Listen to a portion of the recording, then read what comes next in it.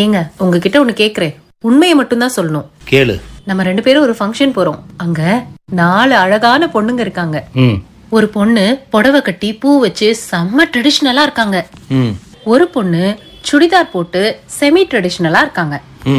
ஒரு பொண்ணு ஜீன்ஸ் போட்டு டி-ஷர்ட் போட்டு கூலர்ஸ் போட்டு செம்ம ஸ்டைலிஷா இருக்காங்க. ஒரு பொண்ணு மிடி போட்டு கியூட்டா இருக்காங்க.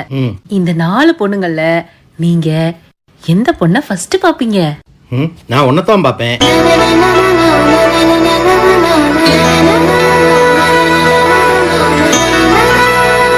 அந்த 4 பொண்ணு இல்லம்மா, 400 பொண்ணு வந்தாலும் முதல்ல நான் ஒன்னதான் பாப்பேன்.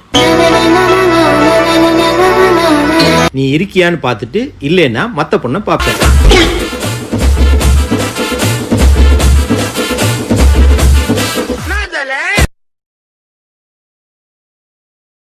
என் புருஷன் டெய்லி குடிச்சிட்டு வந்து என்னை அடிக்கிறாரு, உதைக்கிறாரு சார்.